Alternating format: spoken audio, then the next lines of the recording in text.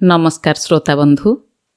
ଆଜି ଆସନ୍ତୁ ସୃଜନ ସୁରଭିରେ ଶୁଣିବା ଡକ୍ଟର ପ୍ରତିଭା ରାୟଙ୍କର ଏକ କ୍ଷୁଦ୍ର ଗଳ୍ପ ଆମ୍ବ କଷିକୁ ବେଉରା। ପେଚି ବାପାଙ୍କ ଗାଁରୁ ଫଗୁ ପୁନେଇ।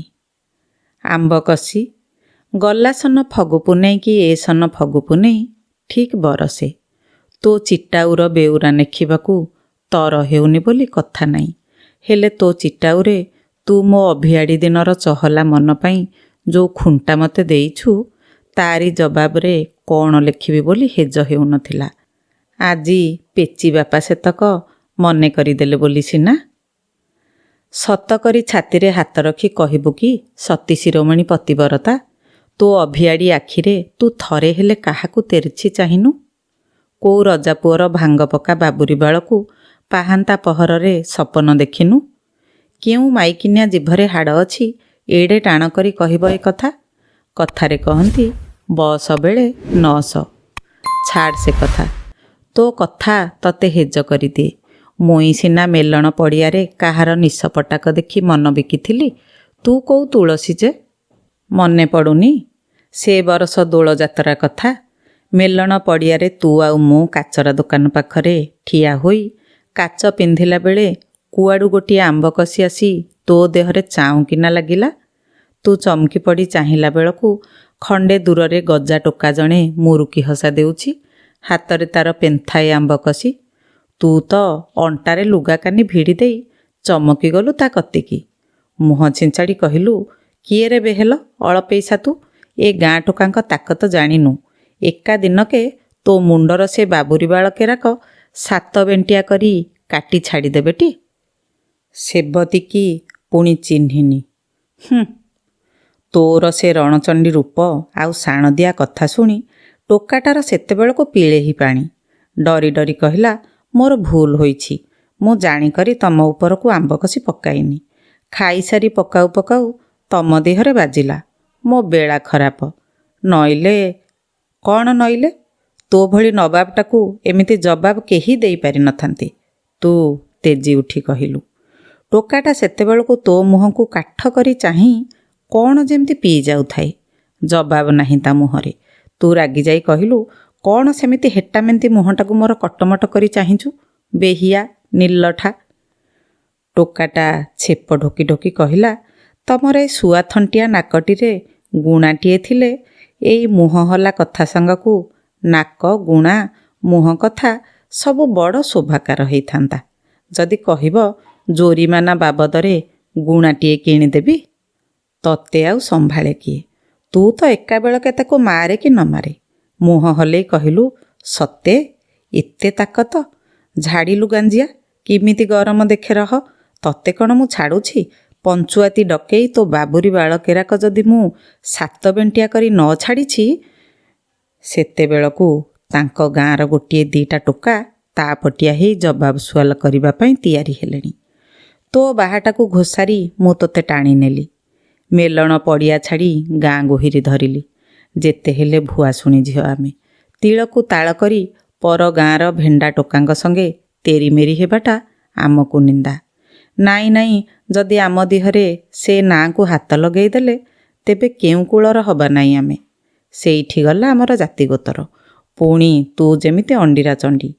ସେଥିରେ ଆମ ଗାଁ ଝିଅ ପଞ୍ଝାକ ଅଣ୍ଡିରି ଚଣ୍ଡୀ ବୋଲି ବାଛନ୍ଦ ପଡ଼ିଯିବା। ସେଦିନ ଆମର ଯାତ୍ରା ଦେଖା ସେତିକି। ତମ ଘରେ ସମସ୍ତେ ତ ଯାତ୍ରାଠି। ଆମରି ଘରେ ସେଦିନ ତୁ ଶୋଇଲୁ। ଆମ ଘରେ ପଶିବା ଯାଏଁ ସେ ଟୋକାଟା ଗାଁ ଗୋହିରି ପାଖରେ ଠିଆ ହେଇ ଏକ ଲୟରେ ଆମ ଆଡ଼େ ଚାହିଁଥାଏ। ସତେ ଟୋକାଟାର ଭାରି ଦିମାକ ଲୋ। ସେ ରାତି ସାରା ତୁ ଶୋଇନୁ। ମେଲଣ ପଡ଼ିଆରୁ ରାସଲୀଳାର ଗୀତ ଫଗୁଣ ପବନରେ ଭାସି ଆସୁଥାଏ। ସଙ୍ଗିନୀରେ ରସରଙ୍ଗିନୀରେ। ବାହାରେ ତୋଫା ଜହ୍ନ ଆଲୁଅ। ମୋତେ ଟିକେ ଛାଇନି ତ ଲାଗି ଆସିଥାଏ। ତୁ ମୋତେ ଥିରି କରି ହଲେଇ ଦେଇ କହିଲୁ, ଆମ୍ବ କଷିମ, ଇଏ କି ନିଦ? ମାଇକିନିଆ ଝିଅ, କାଲି ସକାଳେ ପର ଘରେ ଖଟିବୁ। ପୋଡ଼ା ମୁହିଁ ବିଛଣା ଶୁଙ୍ଗୁ ଶୁଙ୍ଗୁ ନିଦ। ମୋ ନିଦ ଭାଙ୍ଗି ଯାଇଥାଏ। ତୁ ମୋତେ କେଞ୍ଚି ଦେଇ ପୁଣି କହିଲୁ, ଶୁଣୁଛୁ? ମୁଁ ଚିଡ଼ିଗଲି। କହିଲି, କାହିଁ ରାତି ଅଧରେ ବକର ବକର ହେଉଛୁ? ଯାତ୍ରା ତ ଦେଖେଇ ଦେଲୁନି, ଶୁଆଇ ବି ଦେଉନୁ ଟିକେ। ତୁ ଚୁପି ଚୁପି କହିଲୁ, ସେଇ ରସିକ ନାଗର ଟୋକା ଖଣ୍ଡକ କଥା ମୋ ମନରୁ ଯାଉନି ଲୋ, ନିଦ ହେଉଛି କେଉଠୁ। ତା ବଡ଼େଇକି ଦେଖ ତ, ମୋ ନାକ ପାଇଁ ଗୁଣା କିଣିଦେବ ସେ।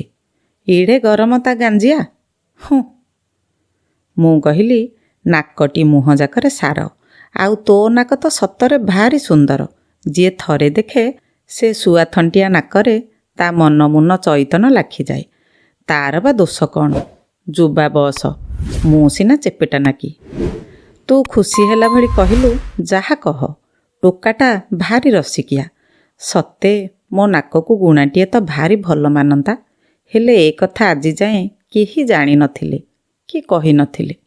ଟୋକାଟାର ଆଖିରୁ ଚକ ଅକଲ ଜ୍ଞାନ ଅଛି। ଦେଖିନୁ ବାଳକେରାକ କେଡ଼େ ଛାଣ୍ଟରେ ରଖିଛି। ସତେ ଏକା ତା ମୁହଁକୁ ସେ ଭାଙ୍ଗ ପକା ବାବୁରି ବାଳକେରାକ ଭାରି ମାନୁଛି। କୋଉ ଗାଁର ଟୋକା କେଜାଣି।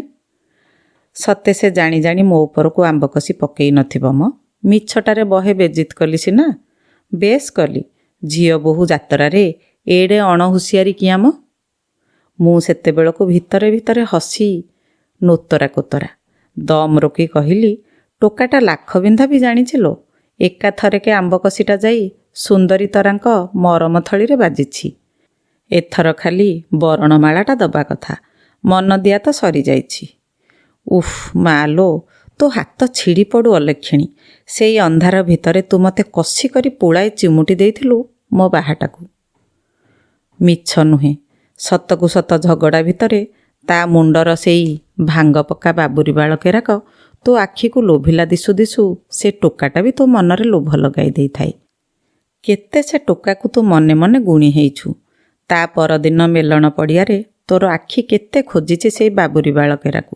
ହେଲେ ଟୋକାଟା ବୋଧେ ଅପମାନ ପାଇ ଆଉ ଯାତ୍ରା ଦେଖିବାକୁ ମନ କରିନି। ଏ ଭିତରେ ତୋର ଆଖି ସବୁରି ଉପରେ ପହଁରି ପହଁରି କେମିତି ଶେଷରେ ଥକା ହୋଇ ପଡ଼ିଥିଲା। ତୋ ନିଜ ଅଜାଣତରେ ଲୁହ ଦୁଇ ଟୋପା ଢଳ ଢଳ ହେଉଥିଲା। ହେଲେ ଆଉ ସେ ଟୋକାର ପତ୍ତା ମିଳିଲାନି। କାହାକୁ ଏବେ ପଚାରିବା? ତୋର ମୋର କଥା ହେଲା, ଆର ବରଷ ଦୋଳ ମେଲଣକୁ ପୁଣି ତାକୁ ଠାବ କରିବା। ହଁ, ତୁ ପୁଣି ଆର ସନ ମେଲଣକୁ ତାକୁ ବାଟବଣା କରିବା ପାଇଁ ଗୁଣାଟିଏ ଗଢ଼େଇ ପିନ୍ଧି ପକାଇବାକୁ ପଣ କରିଥିଲୁ। ହେଲେ କ'ଣ ହେବ?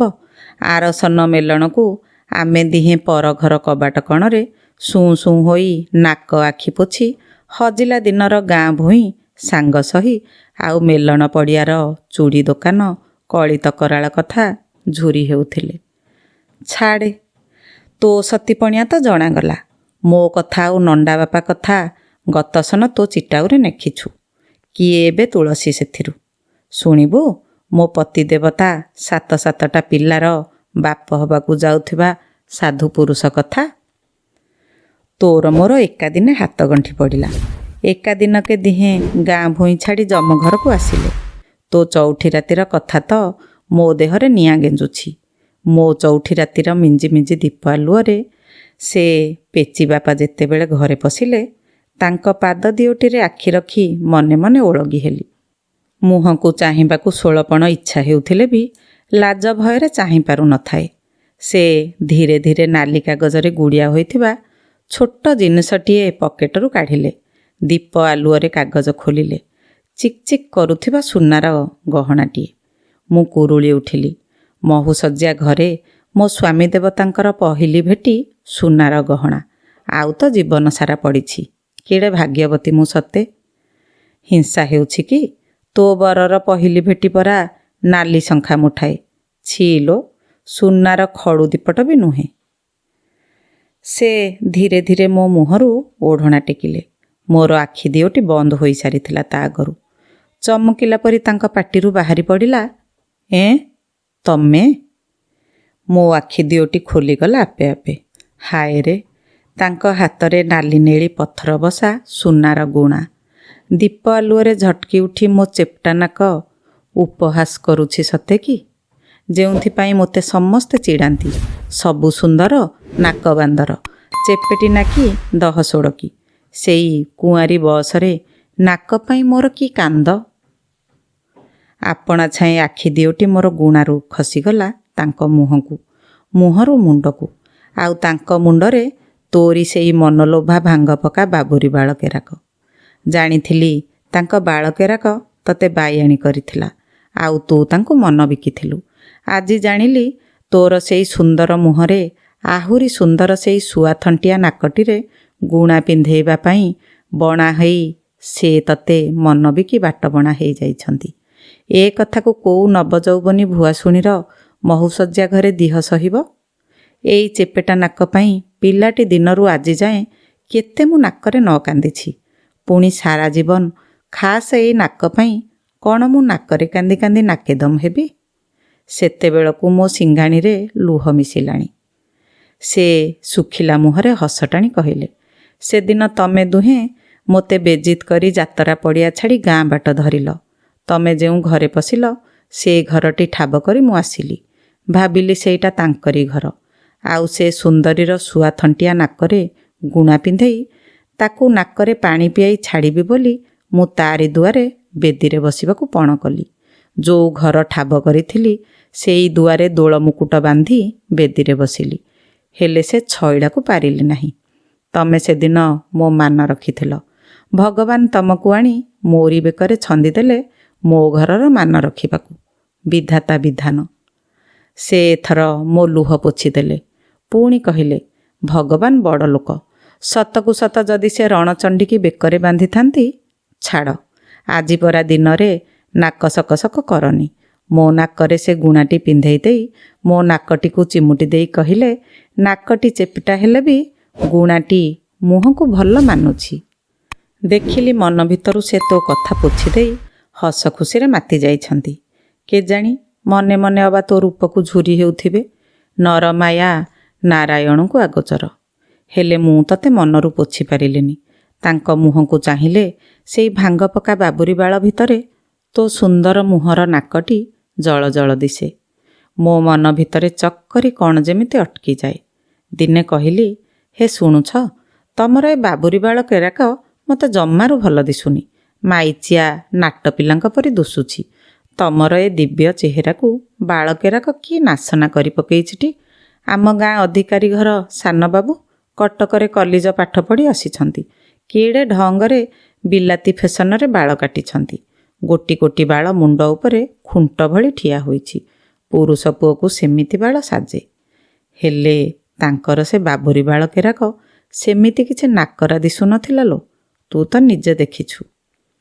ସତକୁ ସତ ତା ଆର ଦିନ ଭଣ୍ଡାରୀ ଡାକି ଏଡ଼େ ଯତ୍ନରେ ସାଇତା ବାବୁରି ବାଳ କେରାକ କାଟି ସଫା କରିଦେଲେ। ତୁ ଯାହାକୁ ସାତ ବେଣ୍ଟିଆ କରି ଛାଡ଼ିବାକୁ ମନ କରି ପାରିନଥିଲୁ, ମୁଁ ସତକୁ ସତ ତାକୁ ସାତ ବେଣ୍ଟିଆ କରିଦେଲି। ସେଇଦିନୁ ତାଙ୍କ ବାଳ ସଫା, ମୋ ମନ ସଫା, ଆଉ ଆମ ସଂସାର ବି ସଫା ସୁତୁରା।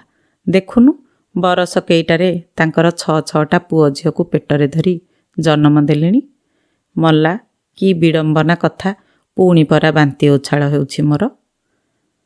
11 ବରଷ ପରେ ଆଜିକା କଥା ଶୁଣୁ। ମୁହଁ ସଞ୍ଜ, ଦୋଳ ଘଣ୍ଟା ବାଜୁଥାଏ। ମୋତେ କହିଲେ, ଶୁଣୁଛ, ତମ ଗାଁ ମେଲଣକୁ ଯାଉଛି। ଫେରୁ ଫେରୁ ରାତି 2-3 ଘଡ଼ି ହେବ। ମୋତେ ଅନିଶା ରଖିବନି। ଛିଟି କିଣି ଲଗାଇଦେବ ଭିତରୁ। ମୁଁ ଫେରିଲେ ଡାକିବି। ମୋ ଦିହ ଚାଉଁକିନା ହେଇଗଲା। କାରଣ ଏ ସାଲ ତୁ ଦୋଳ ଯାତ୍ରାରୁ ଗାଁକୁ ଆସିବା ଖବର ମୁଁ ପାଇଥାଏ। ପଚାରିଲି, ଆଗରୁ କୁହା ନାହିଁ କି ବୋଲା ନାହିଁ, ଭୁସ୍ କିନା ଆମ ଗାଁ ମେଲଣ କିଆଁ ମନେ ପଡ଼ିଲା? ସେ ବେହିଆଙ୍କ ଭଳି ଦାନ୍ତ ଦେଖେଇ କହିଲେ, ମେଲଣ ମନେ ପଡ଼ୁନି, ମନେ ପଡ଼ୁଛି ତାଙ୍କ ଶୁଆ ନାକଟି। ଆଉ କିଏ ସେ ନାକରେ ଗୁଣା ପିନ୍ଧେଇ ସାରିବଣି। ଖାଲି ସେଇ ଗୁଣା ପିନ୍ଧା ନାକଟି ଦେଖି ଆସିବି। ବାହାଘର 11 ବରଷ ପରେ ବି ଏ ଦରବୁଢ଼ୀ ବୟସରେ 7ଟା ଛୁଆର ମା' ମୁଁ। ପେଚି ବାପାଙ୍କ ମୁହଁରେ ବେଆଡ଼ା କଥା ସହିପାରିଲିନି। ମୋ ଆଖି ପାଣି ନାକରେ ମିଶିବାର ଦେଖି ହଉ ଆସୁଛି କହି ପେଚି ବାପା ମୁରୁକି ହସା ଦେଇ ଚାଲିଗଲେ। କେତେ ବହପ ଏ ମଣିଷଟାର ଦେଖ। ଏତେ ଯଦି ରସ ପଶିଥିଲା ସେ ଶୁଆ ନାକଠାରୁ ମୋ ପେଟରୁ ତୋର 6-6ଟା ଛୁଆକୁ ଜନ୍ମ ଦେଉଥିଲୁ କିଆଁ? ଯେଉଁଦିନ ମୋ ଚେପୁଟା ନାକ ଦେଖିଲୁ ସେଇଦିନ ହାତ ଧରି ଦାଣ୍ଡକୁ ବିଦା କରିଦେଲୁନି। ମୋ ବାପା ଭାଇଙ୍କର କ'ଣ କାଢ଼ ନଥିଲା ଆଉ ଠେଇ ଦ୍ୱିତୀୟ କରିବାକୁ? ନା ଆଜି ନାହିଁ?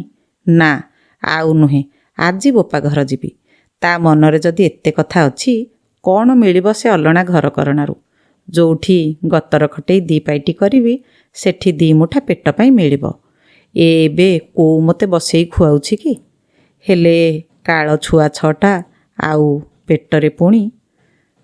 ଥାଆନ୍ତୁ ତା ଛୁଆ ତା ପାଖରେ। ମୋ ବାପା ଘରୁ ସାଙ୍ଗରେ ଆଣିଥିଲି କି ସେଗୁଡ଼ାଙ୍କୁ ମୁଁ ବାହା ହେଇ ଆସିଲା ବେଳେ। ଆଖିରୁ ଲୁହ ବହି ପାଟିରେ ପଶି ମନଟା ଲୁଣିଆ ହେଇଯାଉଥାଏ। ବାହାଘର 11 ବର୍ଷ ପରେ ମୋ ଆଖିରେ ପହିଲି ଲୁହ। ଛୁଆଗୁଡ଼ା କାବା କାଠ ହେଲେଣି। ସାନ ଦିଟା କାନ୍ଦୁଣୁ ମାନ୍ଦୁଣୁ ହେଉଛନ୍ତି। ବିକଳରେ ବାରିକି ପଳେଇଲି। କୋହ ଉଠୁଥାଏ। ସତେ କ'ଣ ପେଟର ଜନ୍ମ କଲା ଛୁଆଙ୍କୁ ପର କରିଦେଇ ଦିହ ଧରି ରହିବି ଖାସ୍ ଏଇ ନିଉଛୁଣା ମିଣିପିଟାର ଅଇଁଠାଖିଆ ଖୋଇ ପାଇଁ? ନିଆଁ ନାଗି ଠୁକୁରି ପରପୁରୁଷକୁ ଗାରୁଡ଼ି ମନ୍ତ୍ର କରି କେମିତି ପତି ସୁଆଗି ହେବ ଦେଖିବି। କାନିରେ ଗଣ୍ଠି ପକେଇଲି। ତୋର ବା ଦୋଷ କ'ଣ? ଆପଣା ସୁନା ତ ଭେଣ୍ଡି। ଦେଖେ ସେ ମିଣିପିଟାର ସାହସକୁ। ଧରମକୁ ସାକ୍ଷୀ ରଖି ହାତ ଧରି ବାହା ହୋଇଥିବା ସ୍ତ୍ରୀକି କହି ପୋଛି ଯାଉଛି ଦାଣ୍ଡରେ ମାଇପ କରିବାକୁ। ଏତିକି ବେଳେ ପେଚି ବାପା ପଛରୁ ପାଦ ଚିପି ଚିପି ଆସି ଅଚାନକ ମୋ ପାଟିରେ କ'ଣ ଖଣ୍ଡେ ଭର୍ତ୍ତି କରିଦେଲେ। ଥୁ କିନି କାଢ଼ି ପକାଇବି ଭାବିଲା ବେଳକୁ ଜାଣିଲି ଦୋଳଭୋଗ ଗଜାରୁ ଖଣ୍ଡେ। କାଢ଼ି ପାରିଲିନି। ସତେ ତ ଏଥର ଏ ଛୁଆଟା ଦିହରେ ରହିଲା ଦିନଠୁ ଏଇ ଦୋଳ ଖଜାରେ ଆଶା ରହିଛି। କଥାରେ କଥାରେ ଦିନେ ପେଚି ବାପା ଆଗରେ କହିଦେଇଥିଲି। ସେଇ କଥାକୁ ମନେ ରଖିଛନ୍ତି। ତେବେ ସେ ଆମ ଗାଁ ମେଲଣକୁ ଯାଇନଥିଲେ। ଏଡ଼େ ଝଟ ନେଉଟି ଆସନ୍ତେ କେମିତି? ଯାଇଥିଲେ ଏଇ ଆମରି ଗାଁ ମେଲଣକୁ ମୋ ପାଇଁ ଖଜା ଆଣିବାକୁ। ନିମିଷକେ ଶୂନ୍ୟ ସଂସାରଟା ମୋର ସୁନା ପାଲଟିଗଲା ଯେମିତି। ନିଜର ଅସହିଣୀ ମନ ପାଇଁ ପେଚି ବାପାଙ୍କର ନକଲ କଥା ପଦେ ପାଇଁ କେତେ ଗାଳି ନ ଦେଲିଟି ତାଙ୍କୁ ଆଜି ପରା ଦିନରେ। ପେଚି ବାପା ନିଜ ମୁଣ୍ଡରେ ହାତ ବୁଲେଇ ଆଣି କହିଲେ, ଏ ବାବୁରି ବାଳ କେରାକ 7 ବେଣ୍ଟିଆ କଲଣି 11 ବର୍ଷ ହେଲା। ମୋର 7ଟା ଛୁଆଙ୍କୁ ପେଟରେ ଧରିଲଣି। ତେବେ ବି ଏ ମଣିଷଟାକୁ ଆଜି ଯାଏଁ ଚିହ୍ନି ପାରିଲନି। ତମ ମାଇପି ଜାତି ଏଡ଼ିକି ହିଂସିକି, ଏଡ଼ିକି ଅସହଣୀ। ଯେତିକି ତୁମକୁ ମୁଣ୍ଡେଇଥିବ ସେତିକି ଭଲ। ନକଲରେ ହେଉ ପଛେ। ଆଉ କେଉଁ ମାଇପିର ନାଁ ଧରିଲେ ତ କଥା ସରିଲା। ଛି ଛି, ମୋର ପଦେ କଥାରେ ତ ବାପଘର ବାହାରିଲଣି। ଆଉ ଘଣ୍ଟାଏ ଡେରି କରିଥିଲେ ଆଉ କାହାକୁ ଦ୍ୱିତୀୟ ହୋଇପଡ଼ନ୍ତେ କି କ'ଣ? ଏତେବେଳକେ ପାଟିରୁ ଖଜା ସରିବାରୁ ମୁଁ କହିଲି, କିଏ ଜାଣେ ତମ ପୁରୁଷ ମନର ଗହୀର ଚାଷ କଥା। ଥଟ୍ଟାରେ କହିଲ କି ସତରେ କହିଲ ତମେ ଜାଣ। ସେ ମୋ ମୁହଁକୁ ଚାହିଁ ଚମକି ପଡ଼ିଲେ। ତମ ନାକର ଗୁଣା କୁଆଡ଼େ ଗଲା? ମୁଁ ରାଗରେ 11 ବର୍ଷ ତଳର ଚଉଠି ରାତିର ପହିଲି ଭେଟିଟିକୁ ଖୋଲି ପକେଇଥିଲି। କଥା ବାଁରେଇ ମୋ 1.5 ବର୍ଷର ଝିଅ ରେବି ନାଁ ନେଇ କହିଲି, ସେଇ ଅଲକ୍ଷଣୀ ରେବି ଟାଣିଦେଲା। କଥା ଛଡ଼େଇ ନେଇ ସେ କହିଲେ, ରେବି ଟାଣିଦେଲା ନା ତମ ନାକଦଣ୍ଡିର ରାଗ ଟାଣିଦେଲା? ଚଉଠି ରାତିର ସେ ଗୁଣା। ଅହିୟ ମାଇପେ ଦିହର ଗହଣା କ'ଣ ପାଇଁ ଖୋଲନ୍ତି? ତମେ କ'ଣ ଭାବିଲ ମୁଁ? ଆଉ କ'ଣ ସେ କହିଥାନ୍ତେ। ମୁଁ ତାଙ୍କ ପାଟିରେ ହାତ ଦେଇ କାନ୍ଦ କାନ୍ଦ ହେଇ କହିଲି, ମୋ ରାଣ, ମୋ ମୁଣ୍ଡ ଖାଅଟି। ଆଜି ପରା ଦିନରେ ସେ ଅଲକ୍ଷଣା କଥା ମୁହଁରେ ଧରନି। ମୁଁ ଏଇ ସାଙ୍ଗେ ସାଙ୍ଗେ ଗୁଣା ପିନ୍ଧି ଆସୁଛି। ମଲା ଯାଏଁ ଖୋଲିବିନି। ମୋ ମଲା ଦିହରୁ ତୁମେ ନିଜେ ଖୋଲିବ ସେ ଗୁଣା।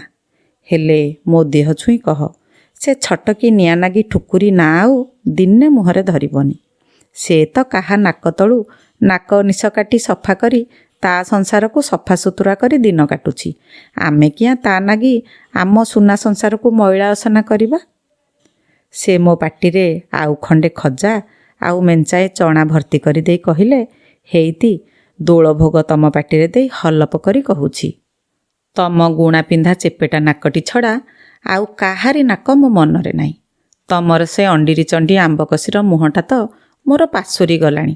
ମୋ ସାଙ୍ଗେ 11 ବର୍ଷ ଘରକରଣା କରି ମୋରି 7ଟା ଛୁଆର ମା' ହେଇ ତମେ ଯଦି ମୋତେ ଚିହ୍ନି ପାରିନ ବୋଲି ଜାଣିଥାନ୍ତି, 11 ବର୍ଷରେ ତୁମକୁ ଅବଶ୍ୟ 21 ଛୁଆର ମା' କରି ଛାଡ଼ିଥାନ୍ତି।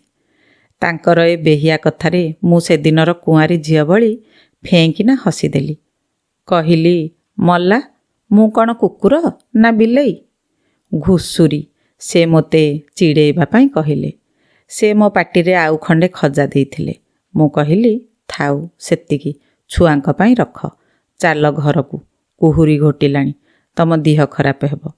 ତାଙ୍କ ହାତଟି ଧରି ମୁଁ ଘରକୁ ଫେରିଲି। ଏଇ ସଂସାର ଖାଲ ଢିପ ବାଟରେ ତାଙ୍କ ହାତଟା ଧରି ଚାଲିବାରେ କେଡ଼େ ଦମ୍ଭ, କେଡ଼େ ଟାଣ, କେଡ଼େ ନିର୍ଭୟ ଆନନ୍ଦ। ତୁ କ'ଣ ସେ କଥା ଜାଣିନୁ? ସତେ ଓଲଟ ପାଲଟ ଏ ଦୁନିଆ। ଦଇବ ଦଉଡ଼ି ଧରି ଯୁଆଡ଼େ ଟାଣି ନେଉଛି ଆମେ ସିଆଡ଼େ ଟାଣି ହେଇ ଚାଲିଛେ। ଆମର କି ଚାରା? ସବୁ ଜାଣି ଆମେ କିଆଁ ଗୋହି ଖୋଳାଖୋଳି ହେଇ ମରିବା କିଲୋ? ତୁ ସିନା ଆଗ ମୋତେ ଖୁଣ୍ଟା ଦେଲୁ ବୋଲି। ହଉ ରହ, ମୋ ଚେପେଟି ନାକି ପେଚିକୁ ଯଦି ତୋ ନଣ୍ଡା ହାତରେ ନ ଦେଇଛି ତାହେଲେ ମୋତେ କହିବୁ। ସେଇ ତୋତେ ଠିକ୍ ଜବତ କରିବ। ରାଗିବୁ ନାଇଁ ଲୋ ସୁନ୍ଦରୀ ତରା, ଶୋକପାଶରା। ହେଲେ ବା ତୋ ରାଗକୁ ମୁଁ ଖାତର କରିଛି। ହଁ, ଗାଁକୁ ଯାଇଥିଲୁ, ସବୁ ହାଲ ନେଖିବୁ। ନେଖୁ ନେଖୁ କ'ଣ ପୁରାଣ ନେଖିବି କି? ଏତିକି ଥାଉ ଆଜି। ତୋ ଛୁଆ ପିଲାଙ୍କୁ ଆମ ଦୁହିଁଙ୍କର କଇଲାଣ। ମେଲାଣି ଦେ। ଆକାଶରେ ଚାନ୍ଦ, ଜଳରେ କଇଁ, କୁଆଁରୀ ଦିନର ଆମ୍ବକଷିଟିକୁ ଭୁଲିବୁ ନାହିଁ। ଇତି ତୋର ନିଆଁ ପାଉସ ଆମ୍ବକଷି ସେବତୀ। ଶ୍ରୋତାବନ୍ଧୁ, ଆମ୍ବକଷିକୁ ବେଉରା ଆପଣମାନଙ୍କୁ କେମିତି ଲାଗିଲା ମତାମତ ଦ୍ୱାରା ଜଣାଇବେ। ରହୁଛି, ନମସ୍କାର।